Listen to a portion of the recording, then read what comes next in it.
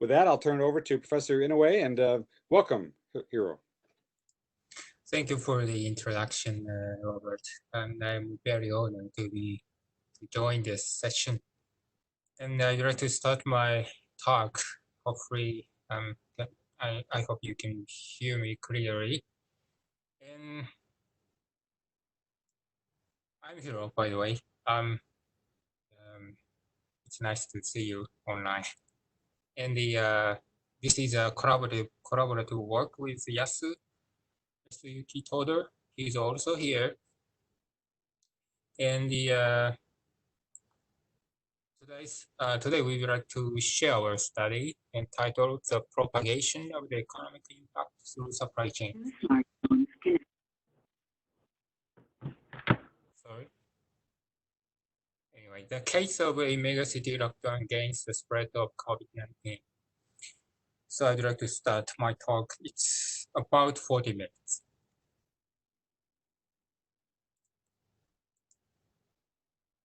So it is obvious that the economic impact of COVID-19 is enormous. OECD said in March, the GDP growth this year will be lowered by 0.5% in the world. Or the right figure shows that economic equity market reaction of against COVID-19 after COVID-19 says a 20% or 30% loss in equity market. So anyway, we want to know what is the economic impact of COVID-19, but it is obviously difficult, especially if we use the past method, using the past, because it's an unexperienced turbulence. And but here today, my talk is about a new method. We propose a new method to see the dynamics of the production, especially. Excuse me, could you mute the microphone? Okay. Based on the supply chain data. So this is a summary of today's talk. We will show that, and we propose a production simulations based on the actual supply chain data that covers 1.6 million farms. And also that the data includes a roughly 6 million trade partnership between them.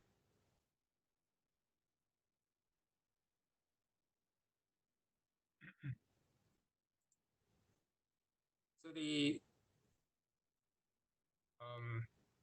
and we made an estimation of economic loss by a megacity lockdown, and we found that there is a quick propagation of reduction into other areas, not only in lockdown area, but even other areas. We see a quick propagation of the reduction, and therefore we suggest that lockdown should be shorter as much as possible. So this is a summary. So today's table of contents. I will explain supply chain data first, and our model.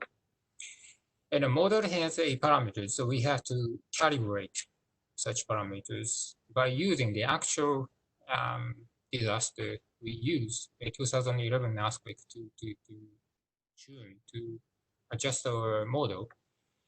And I will talk about some side topics. It's once we get such simulated, calibrated model, we can use any kind of disasters, like a future earthquake, the predicted earthquake, or the past earthquakes. And lastly, I will share today's main topic, lockdown simulations, the result of this simulation. First, I would like to explain the supply chain data in Japan. This is the data of Japan, and it covers almost all farms, active farms in Japan.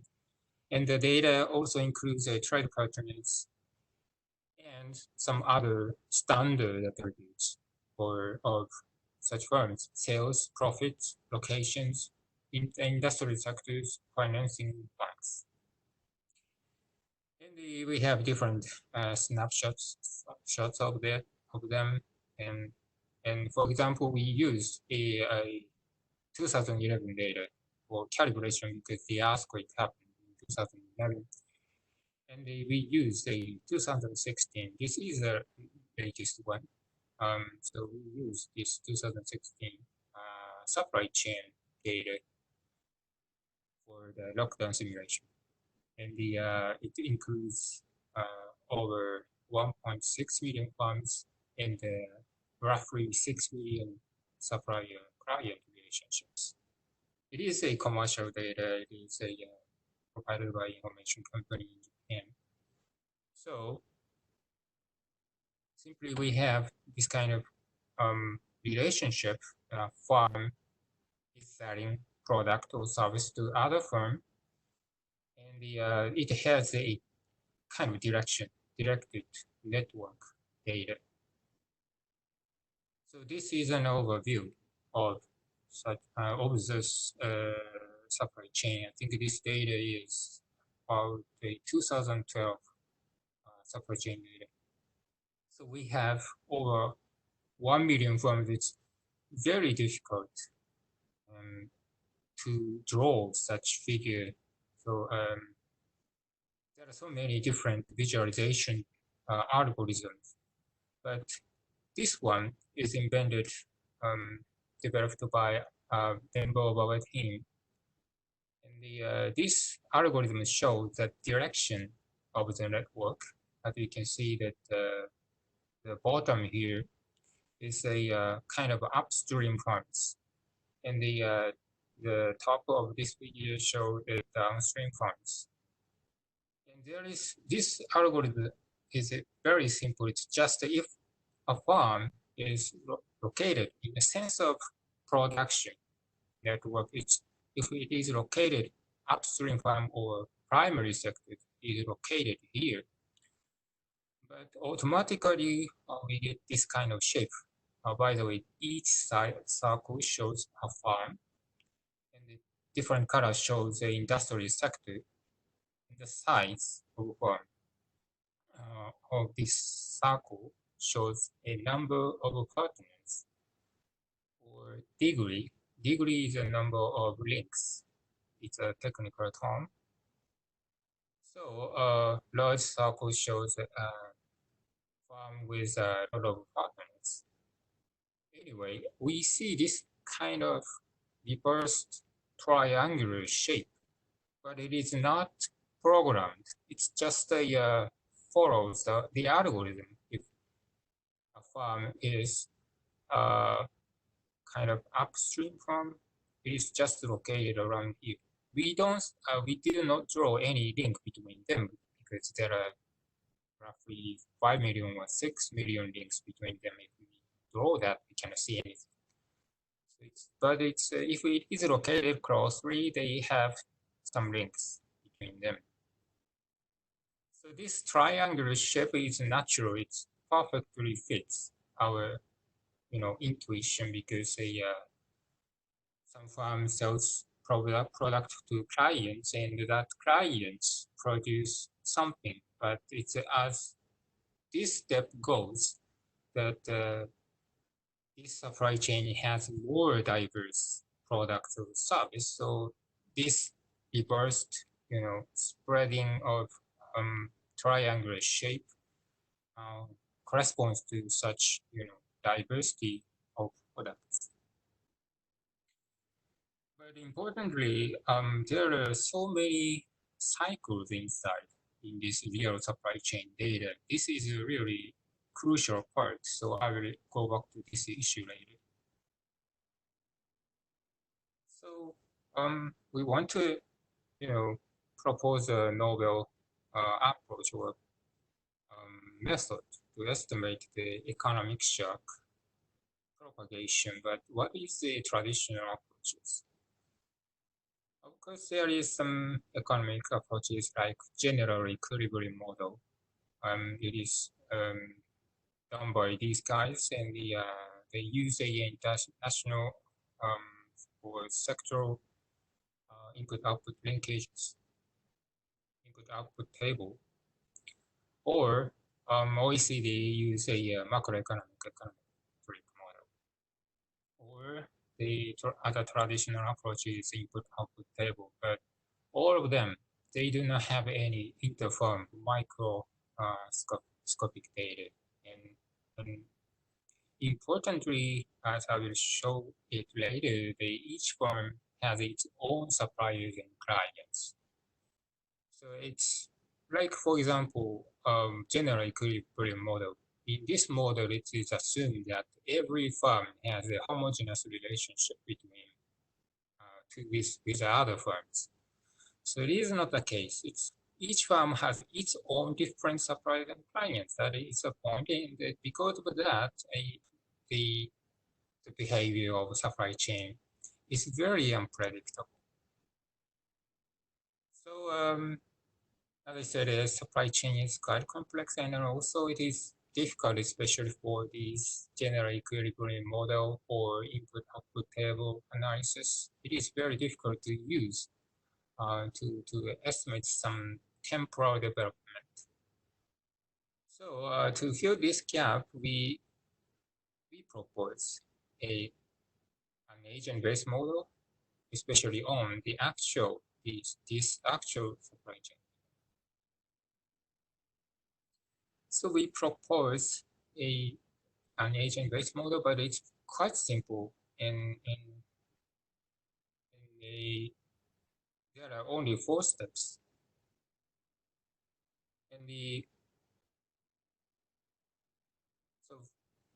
in this simulation, some negative shock, like a disaster or lockdown, is given, and that shock is propagated to upstream farms and downstream farms. And I will explain the 4 process here. The first one is order. This focal farm Y makes an order to supplier, one of supplier, J here. So they T at time T in this talk, T is a discrete and basically it's day. So the day T at day T order is from farm I to farm J is given by this equation. The first term shows based on the previous day's demand. And the second term is adjustment of inventory. In this model, we have a inventory for input for each supplier, but there is no inventory for completed product. The completed product is immediately delivered to the downstream farms or final consumer. Anyway, so because it has a inventory for each supplier. And also, each firm has a target inventory size. So if there is a gap between target inventory size and the current inventory, to adjust the gap, there is an adjustment term here. This is an order. And the second step is demand. It's very simple. It's just a summation of a order from downstream firms and also the demand from final consumer. And the third step is a production. It's basically equal to demand, but it's under stress. It's under some economic disruption. So the actual production has to consider the input. Like here, as I said, each firm has a inventory for each supplier. And obviously that the minimum. Juste un update de la cliente éclat pour la bouteille. L'antibrief Keep your proposé pour microphones lundi, muted, je ne please. suis pas là, je le dis lundi pour mercredi, mais ça va revenir. Alors, Okay, go ahead, Hiro. Thank you. So the production level is we have to consider these three different terms. The first one is of course demand, and the other constraint is the input. Of course, the minimal input should be a constraint, and also capacity. It is basically equal to the level of a pre-shock, pre-disaster, or pre-lockdown level.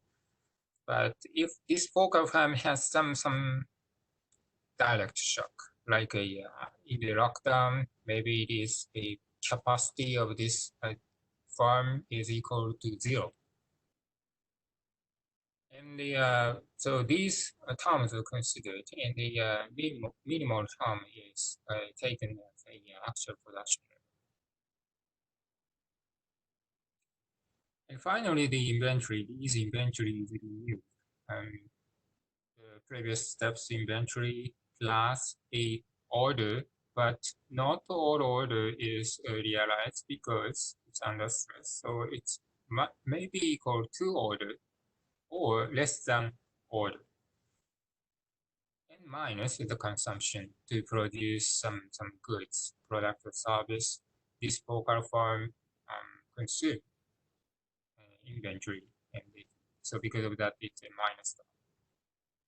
So this is just this model is very simple, and this is an overview of the simulation. And some firms, because of disaster, because of lockdown, stops or lowered the production, and this is direct shock. But because of that, the product or service is not delivered to the downstream farms, and the same thing happens with these farms because they have less input from upstream farms and they cannot produce as much as before. So the same thing happened in the further steps, further downstream farms. So it can be considered as a supply side shock. And the demand side shock also can be considered because this firm cannot produce and they have less demand, and this one cannot sell or deliver their products to this local farm. And the same thing happens. This farm reduces the production, and it has less demand, and the same thing happens in further steps in downstream. It's very simple. However, we have some parameters in this model, like a targeting the size. This is the most important thing. And we first apply this model to the disaster. So in reality, that directly damaged farms have some recovery. So what is the recovery rate, or how many days stopped the farm, how many days stopped the operation. So such kind of things are parameters, and we need to calibrate it. So we use the actual shock, 2011 earthquake, and it had earthquake and tsunami. And this is a figure of the simulation that the horizontal axis shows a day, and the vertical axis shows a summation of variant or GDP daily basis. And pink dots are industrial production index. We have, of course, GDP, but it's quarterly plot, so it's better to have these pink dots to follow after that kind of reaction, as a reaction of disaster.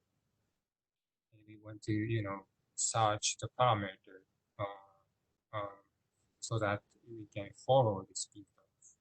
And we use a supercomputer. So still we have some gap, but this red line is the best solution. At this moment, we have better parameters now anyway. but at this moment, this was the best one. And this is a temporal and geographical visualization. And first we have this direct damage, tsunami and earthquake first. And immediately after the earthquake, we can see that economic stress, the production reduction happens even distant place from the east side of Japan. Well, but there is some question, like especially for this actual reaction, pink dots, we have, huge loss of the economy or production here. Why is that?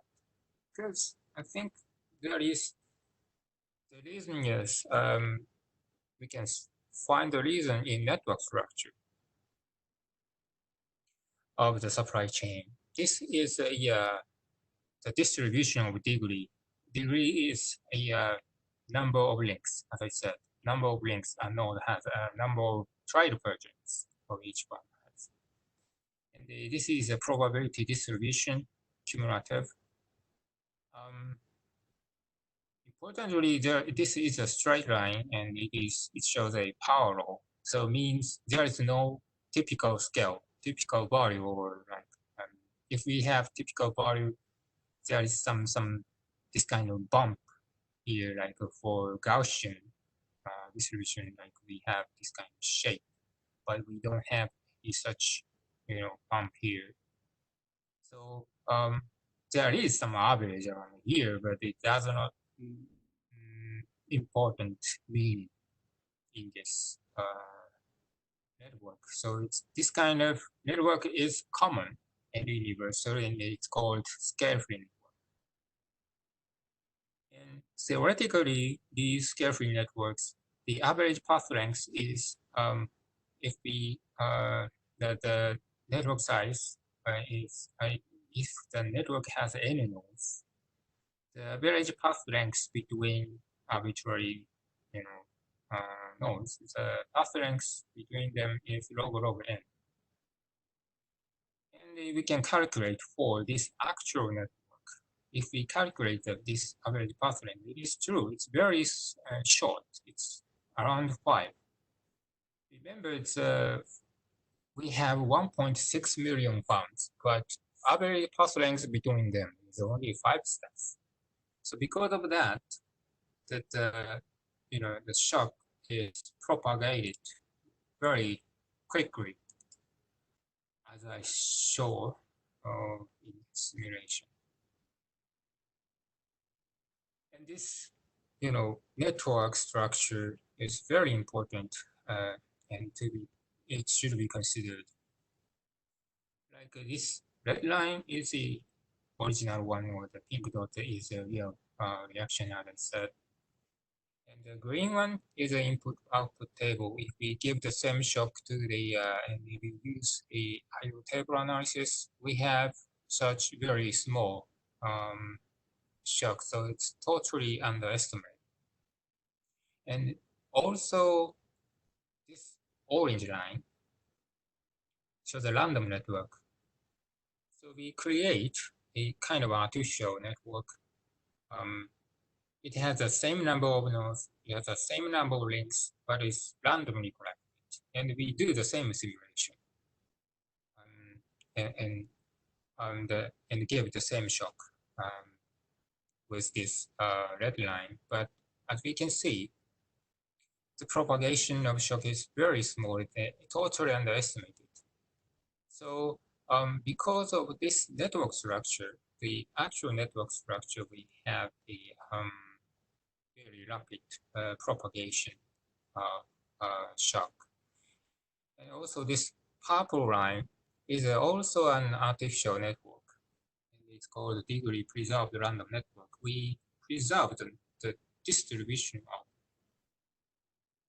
degree. So we keep that the number of each firm's patterns, but we randomize the pattern.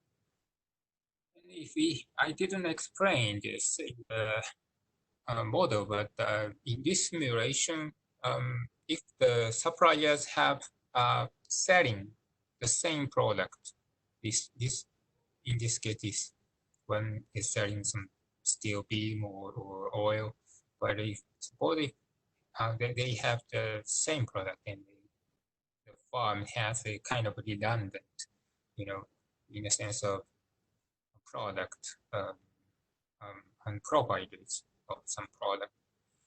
In that case, we can consider it has some substitutability. So, but if we randomize such a network, original network, we lose such a substitutability here. And as a result, we have a huge loss compared with the original one, that one. So maybe we can say that the actual production network supply chain has a natural robustness or resilience based on the substitutability. And also there is an important feature on this network. The actual supply chain network has a, we call it a walnut shape. It has this is a scheme of that layer. Giant strongly connected component means in this component, a farm can visit any other farm, and the means, there are so many cycles inside, and the half of them, we have 1.6 million farms, and half of, so it's maybe it's old data, so in different years, so the number is a bit small, but almost 50% of farms are included into this giant strongly connected component, and then there is a numerous cycles, and also that this import and output shows like only in this part, a farm can go into GSCC or can go out from GSCC, and there is no path to go back. And in part and out part, if we see the distance from this GSCC, this table shows that number. Most of them have only one step from this GSCC. So half of farms are included this kind of giant ball, and most of them, other farms are almost directly connected to GSCC. And so because of that, we can expect that strongly connected collective movement of the supply chain. And also, as I said, there are so many loops inside, and because of that, it's the behavior of the production supply chain side is very difficult to predict because there are so many feedbacks. So this is a different visualization of a supply chain. In this visualization, we use a simple force-directed algorithm.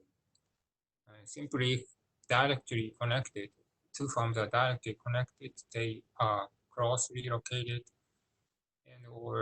and their neighbors, the partners, if they share the partners, many partners, it is also the reason that they are closely located in this visualization. So this is the visual A panel shows a visualization from outside, and B in the panel B that this giant ball is a cut vertical at the center. As we can see, like this figure, we have a large, giant strongly connected component inside and a very thin structure outside. And so because there are so many feedback loops inside, we thought maybe that is a cause of a very unpredictable behavior of the simulation, because this is a benchmark result of 2011 earthquake. And we can see there is some, after first shock loss, we have second wave or third wave.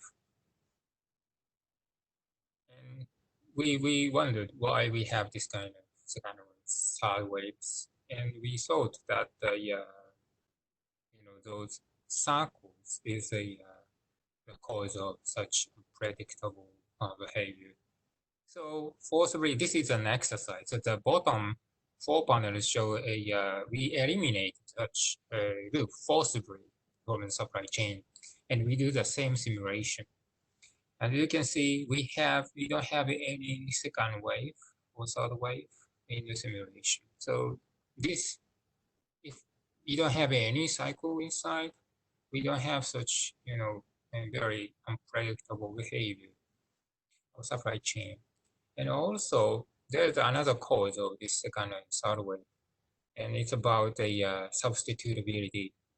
If there is only one product, it's very weird assumption, but if we have only one product in the world, so the farm output the same product and it has the same input.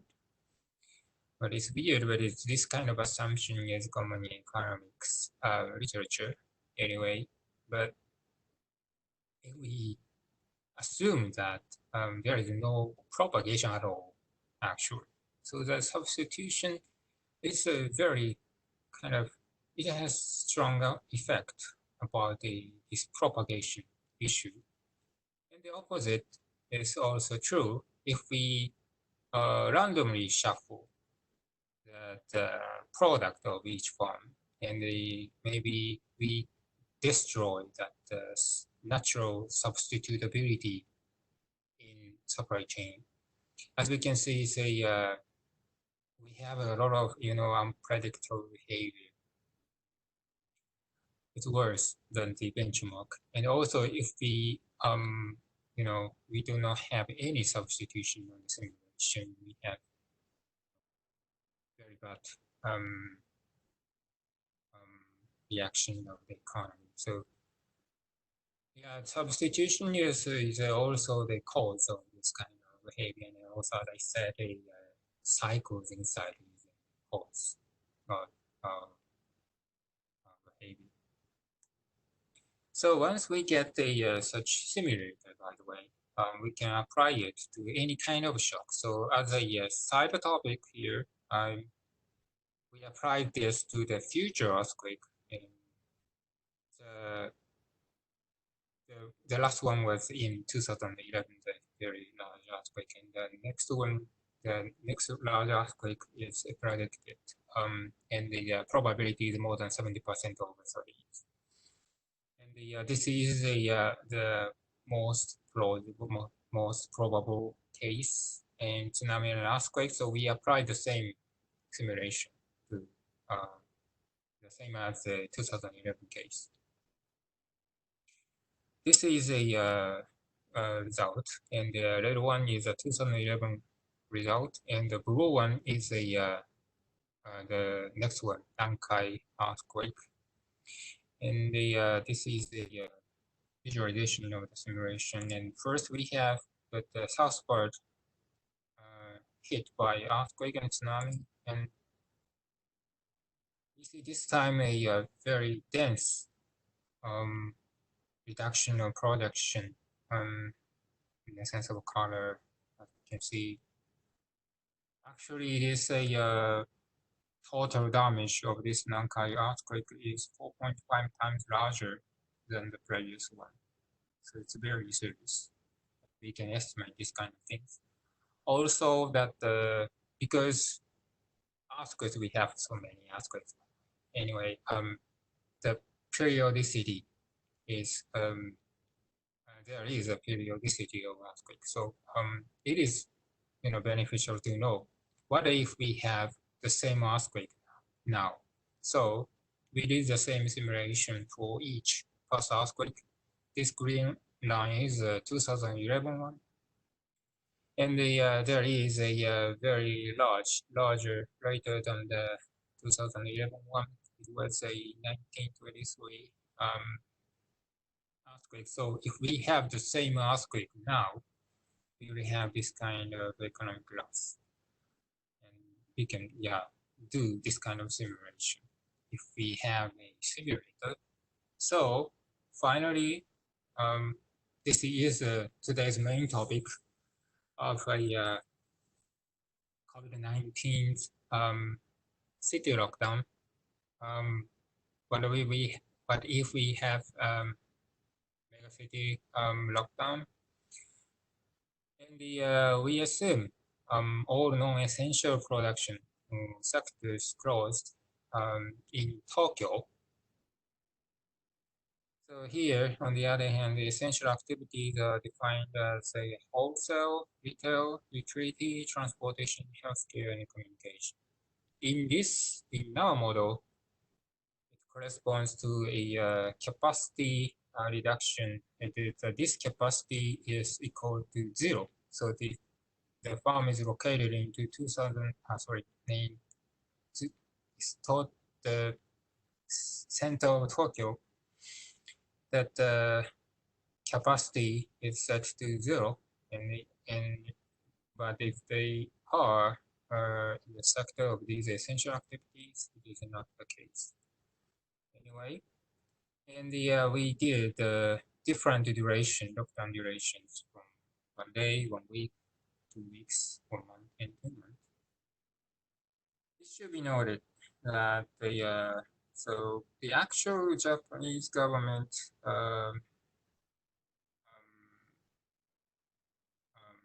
action was a bit different from this Tokyo lockdown, because we did this simulation in March, and the Japanese government started kind of restriction from April, roughly 2 months. And the target sector is a bit different. So it's just, but I think it is important exercise. And maybe in the future we have a kind of second wave of spread of COVID-19 again. So I think it is important to share this result now. So this is a visualization again, but in this case, I aggregated that production level in municipality, like a town or city level, so that we can see how these some areas are affected. If we use dots, it's very difficult to see the effect of area. So the red color shows on average here, starts from here in Tokyo, day 0, the lockdown start, and the over, red color means over 80% reduction happens on average in this area. And immediately after lockdown, even first day,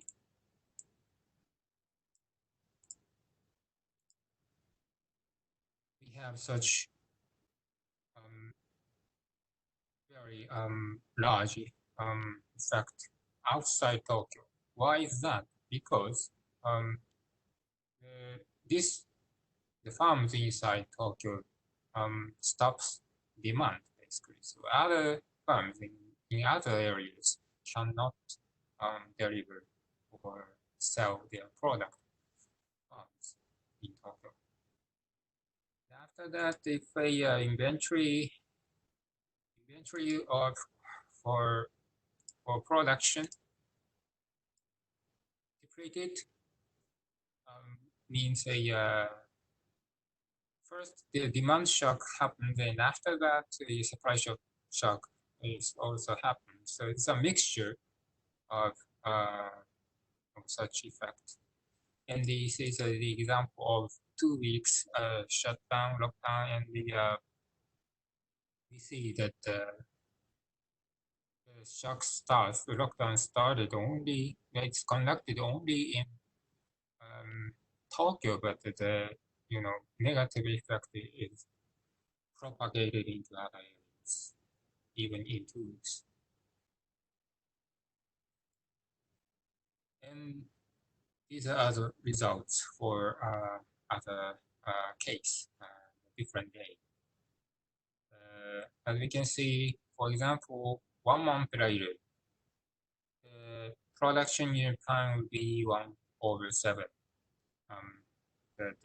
The level, in the sense of the level of before lockdown. So it's very quick in a sense of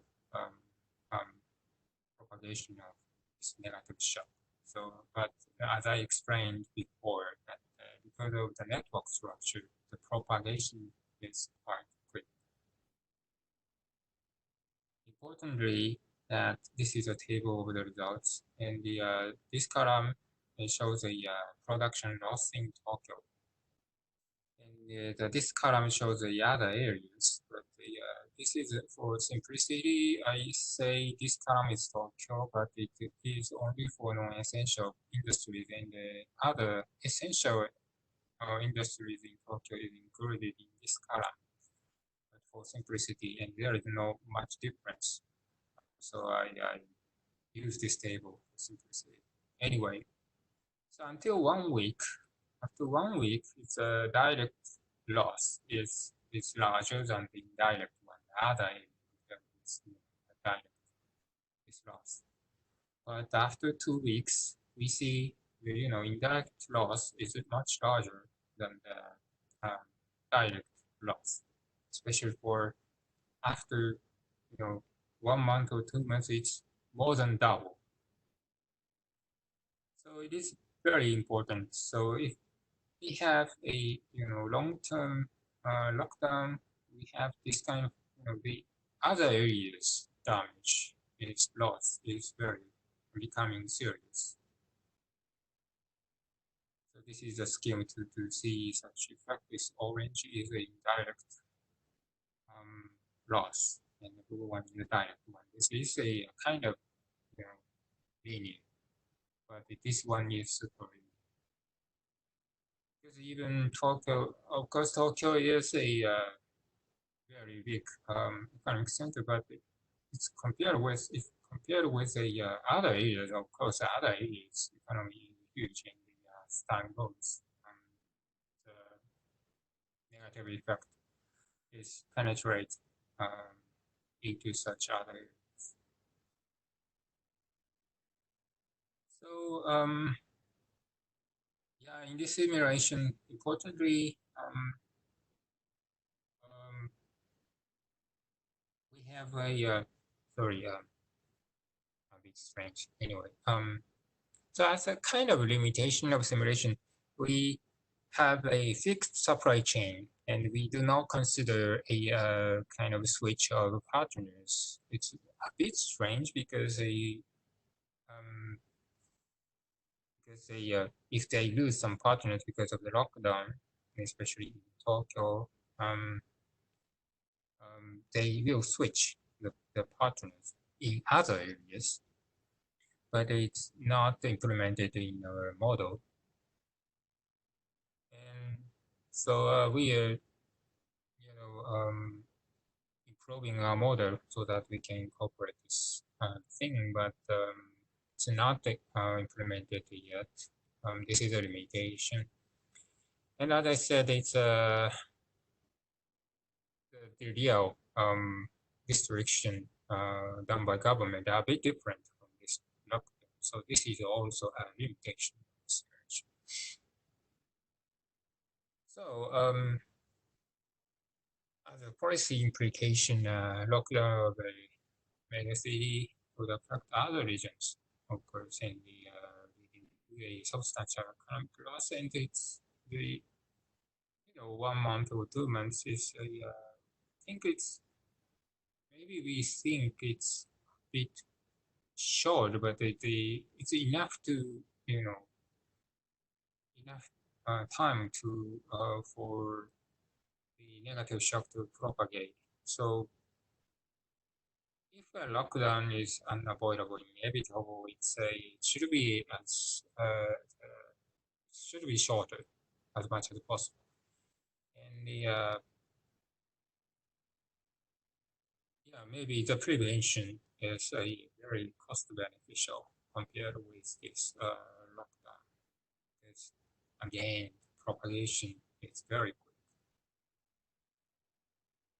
And we are now doing some other estimation, of course, to consider that the actual restrictions are in April and May, the last 2 months. And we also considering that kind of so many different scenarios. Like in the future, maybe Japan has to have a other restriction again. But what is the most? I don't know. It's difficult to say, but it's beneficial or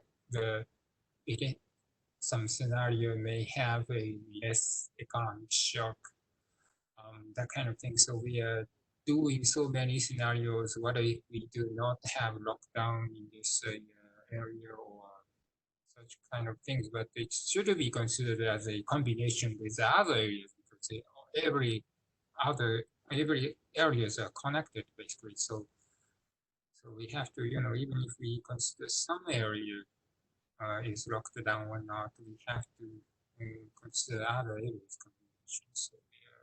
So in that case, we need a much computational power. So we are using new computer. It's called Fugaku. It's the new one. It is under replacement of K computer, the one we use for parameter calculation. So that's it for today. So we talked about, we shared about our latest study to estimate the economic shock, especially a lockdown of megacity. And we showed how the production reduction develops and propagates into areas. And importantly, the reduction is quickly propagates to other areas. And also, it's important the other areas. If we have 1 month lockdown, that the negative effect is much larger than the dynamic loss in the lockdown area. So that is the point. So thank you. This is the end of my talk. Thank you very much, Hiro. That was very thorough and very enjoyable to hear about all the ways you can use the data about the supply chain linkages to study the overall effects on the economy. I'm sure there are several questions, and as opposed to having people just jump in, since there are more than 40, there is a facility on here to just put your hand up. If anybody wants to put their hand up, I can just unmute your microphone and call on you that way. Let's try that if anybody has a specific question.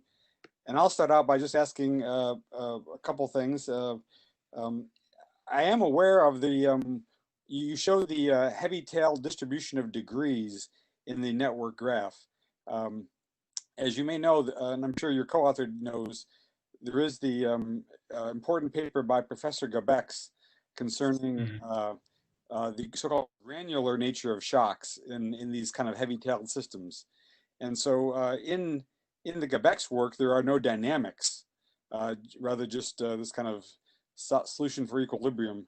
So it's very interesting to see how all the dynamics play out in your model. And just wondering whether you have any thoughts about, you or Yasu have any thoughts about the relation of this work to the so-called granular economy ideas. Well, the Gabe's works is about, I think it's, the approach is generally curriculum model. And we are maybe watching the different aspects to make it. In this simulation, I think it's the temporal dynamics is a very important word. Yes. And, of course, the general equilibrium model is where it is that equilibrium. So it's I'm sure that it's especially in this simulation, we can see the temporal dynamics. It's at this point, I think. Yes, right. Yeah, it seems to me that it adds a lot of depth, temporal depth to what otherwise is just an equilibrium framing a la Gebex. Okay, I don't see any hands up, so I just invite people to unmute their microphone and to ask a question. Anybody have any comments or questions or thoughts for Professor Inoue or Professor Toto?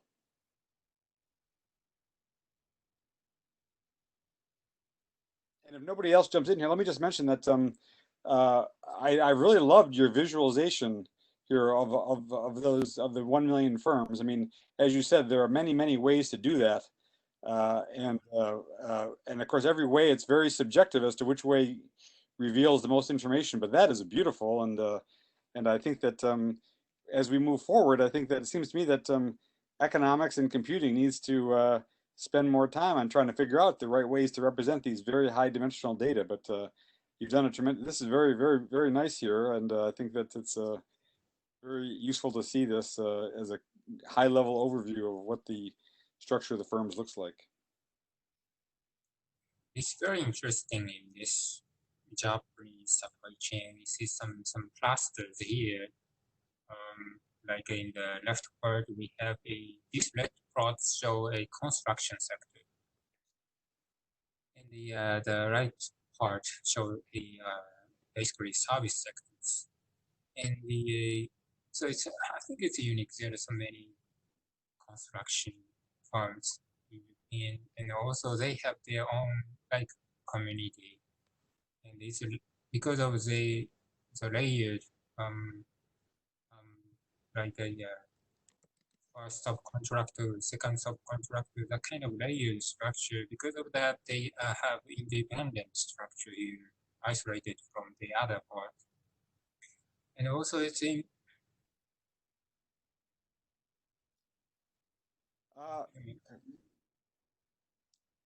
Rob Lieberthal has a question. So Rob, go ahead. Sure thing. Can y'all hear me now? Yeah, we can hear you. Awesome. Yeah, thanks for a great presentation. I was wondering how you're thinking about or dealing with the issue of data quality, given that there's like a lot of uncertainty about whether some of the data feeds that we're getting into our models are really valid or reliable. I mean, there's been a lot of concerns, right, that the economic data infrastructure is breaking down along with other infrastructures. So I don't know if you have a good way of answering that question or can talk about how you're handling that in your model. Sorry, the question was? I'll put it in the chat too. It's really the quality of the economic data that we're seeing, like the standard data feeds from the Federal Reserve and other sources. I don't know. These days, I'm wondering how reliable that data is, and I'm wondering how you're handling that when you're, pulling this type of data into your model. Well, so that basically this data is collected by a questionnaire seat, and they can you hear me? Yes, we can hear you. Yep. Yeah. And this is a kind of this company is collecting data, but they are kind of they give some I don't know. It's a kind of in English. It's credit. They are giving some like they evaluate that farms based on that such questionnaire. So that's it's voluntary, but the firm has some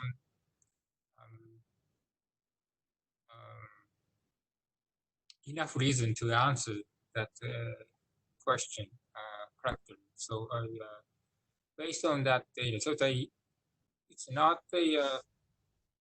collected by this farm itself. It's they give some questionnaire form to each farm, and they collect that data from this, in this data set. Hello. Does it make sense? Hello. Can I add some more explanation? Yes, please. Yes, sir. Please. Yeah, this is Yas from Waseda University. I'm a co-author of Hero. And so basically, this Tokyo Tokyo Shoko Research Company collect the data by asking each firm about suppliers, about its suppliers and clients. But obviously, for example, Toyota has like 10,000 suppliers or something, so they cannot give the full list of suppliers. But then, the Tokyo Shoko Research asked suppliers and about suppliers and clients up to 24. So that means maybe I have to. Ooh. That means even though Toyota has 10,000 suppliers, if Tokyo Shoko Research have information about can collect the information from Toyota suppliers, then they can actually identify most of the suppliers of Toyota. So in that sense, I think the reliability of data is not that bad.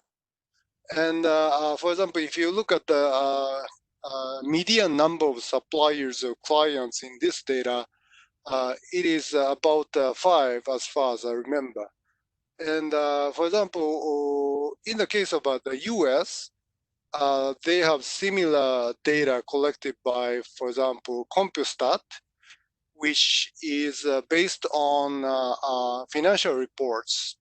So they can identify major suppliers from the financial reports. But then the median number of suppliers or clients in the CompuStat data is actually 0. So compared with this CompuStat data, I think Tokyo Shoko Research data are much more reliable. Thank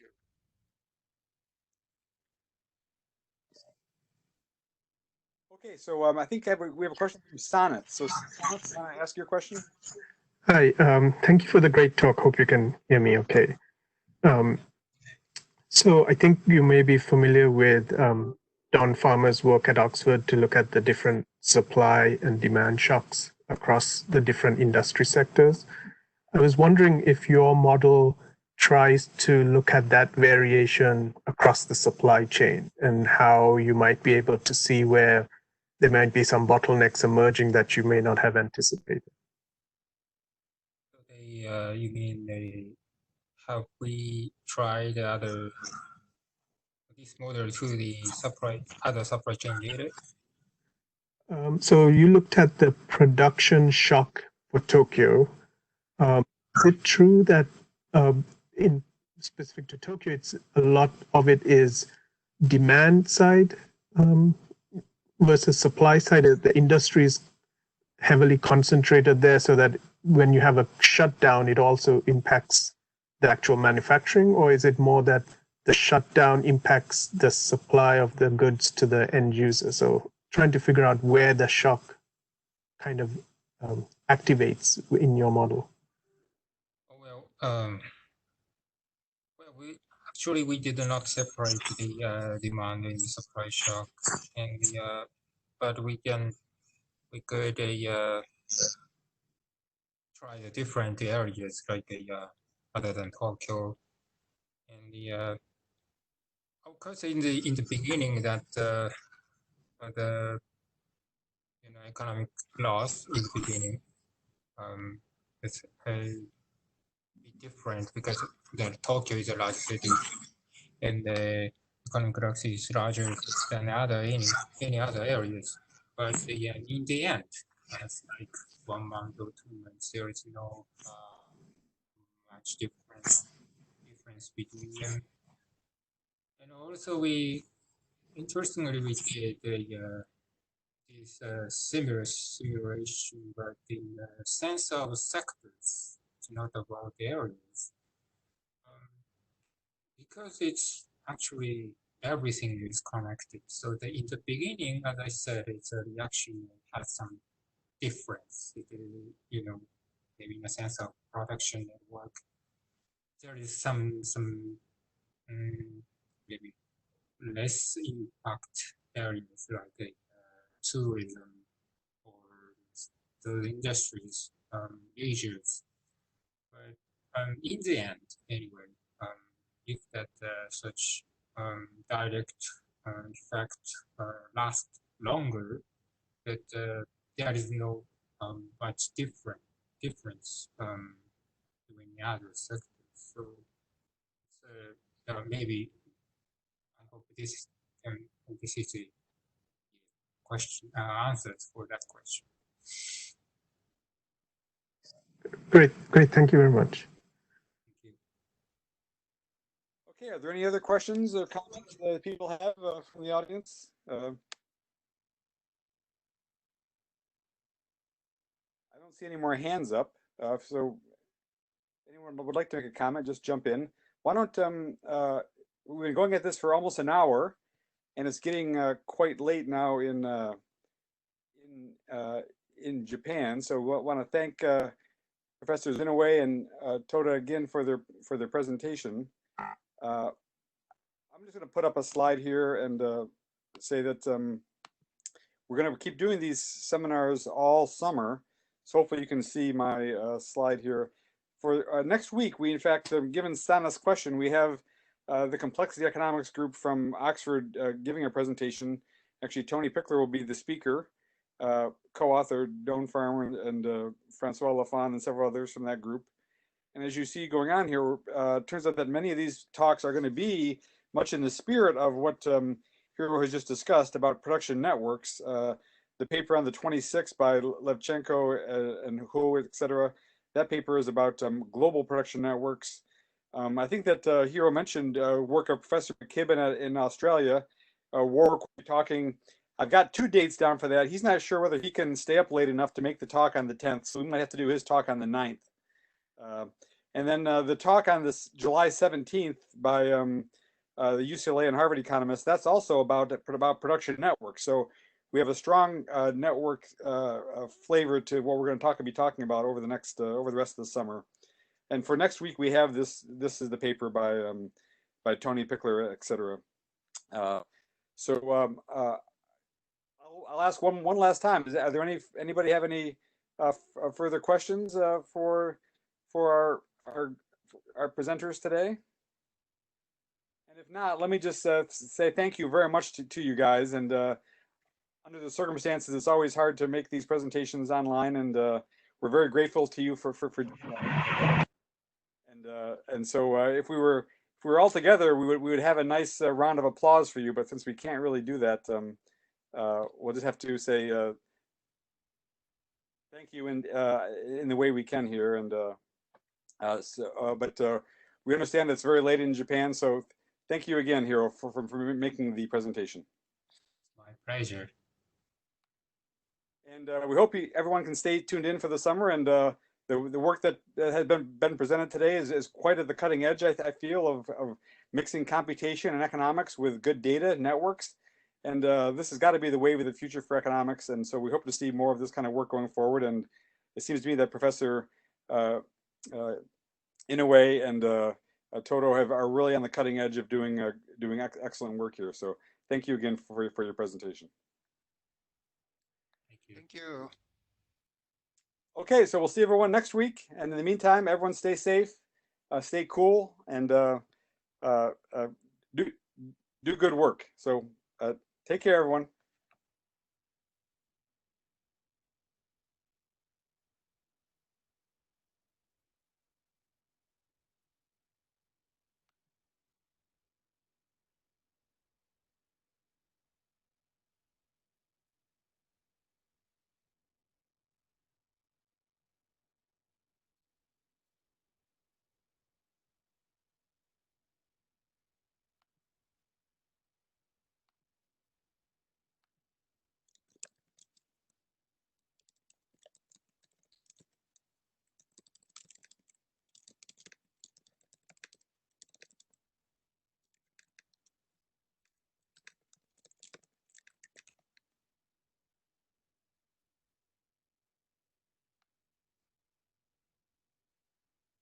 but anyway, I can live here.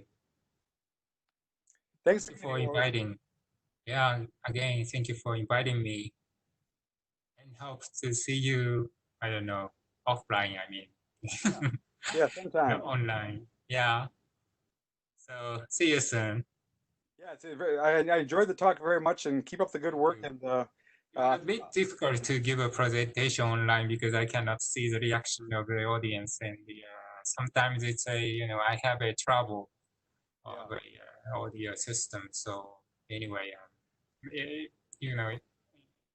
if I could say, you went very precisely and very at a very nice rate. I think it was not too fast or too slow. It was very informative. I think the audience is quite interdisciplinary. So there's some computer science people, some economics people. So it was very well done. I think at the right pace, and I think it was I think it came off very well. So thank you for that. thank you. I'm relieved. Well, I hope you can get a good night's sleep now. But I have some deadline from now, so I have to write something anyway. Yeah. Oh my God. Anyway, thank you. Have a nice weekend. Same to you. See you soon. Bye. So long.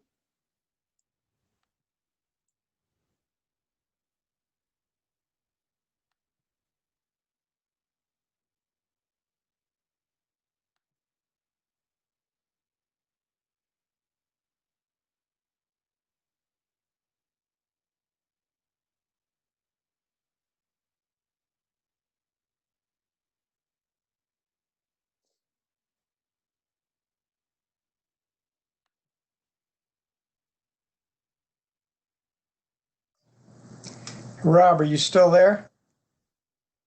Oh, yeah, I was just about to close the meeting. Who's this? This is Bill Ferguson. How are you? I'm doing all right. How are you? Good. Are you in Iowa? I'm in Iowa, and unfortunately, I forgot about the time distance difference. Oh, no worries. Entire presentation. I think you'll get the you get a recording of it. I believe it'll come to your. They'll send you a link to the recording of it, so you can watch it. Okay, that'd be great. That'd be great. Okay, good. Yeah, I'll look forward to getting the book and taking a look. I said we have several people working on commons problems right now, so we can. I'll push some of them to take it. Look at what you got. Yeah, that'd be great. That'd be great. And yeah, and if you or they could make the INET seminar next week, that'd be great too. Yeah, give it a shot for sure. Yeah, yeah. Sounds good. Okay, take care, Bill. Yeah, you too. See you later.